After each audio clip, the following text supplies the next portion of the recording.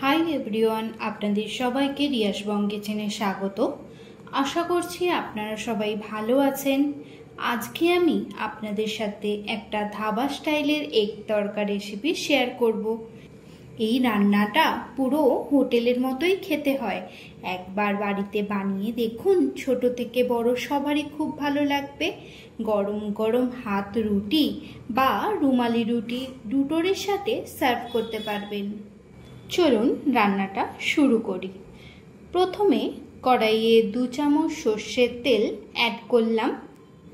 তেলটা গরম হয়ে গেছে। এবার 1 চামচ থেঁতো করে রাখা রসুন বাটা অ্যাড করে রসুনটা ভালো করে ভেজে নেব।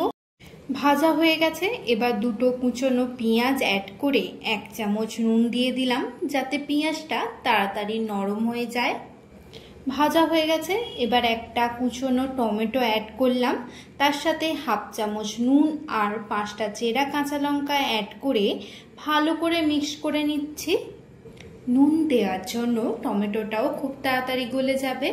ভালো করে ভেজে নিতে হবে যাতে কাঁচা ভাবটা চলে যায়।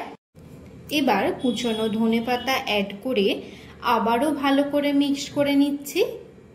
এবার 1 চামচ কুচনো আদা অ্যাড করে একটু ভালো করে ভেজে নিয়ে 1 চামচ জিরে গুঁড়ো, 1 চামচ ধনে গুঁড়ো, 1/2 চামচ নুন আর 1 চামচ চিনি অ্যাড করে মশলাটা একটু ভালো করে কষে নেব। যাতে মশলাটা পুড়ে না যায় তার জন্য আমি একটু জল অ্যাড করেছি। ভালো করে মশলাটা কষে নেব যাতে মশলা থেকে কাঁচা গন্ধটা চলে যায়। কড়াইয়ের মাঝখানটা ফাঁকা করে 2টো ফ্যাটানো ডিম দিয়ে ভালো করে ভেজে নিয়ে 1 কাপ জল অ্যাড করলাম। জলের সাথে মশলাটা ভালো করে মিক্স করে নিয়ে আগে থেকে সেদ্ধ করে রাখা কড়াইগুলো অ্যাড করে দিচ্ছি।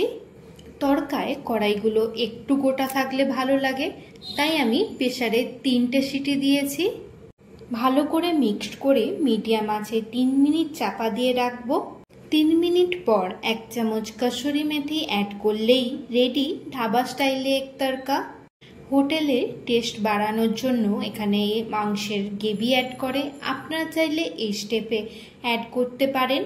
ভিডিওটা ভালো লাগলে লাইক অ্যান্ড শেয়ার করবেন, সাবস্ক্রাইব করতে ভুলবেন না। ধন্যবাদ।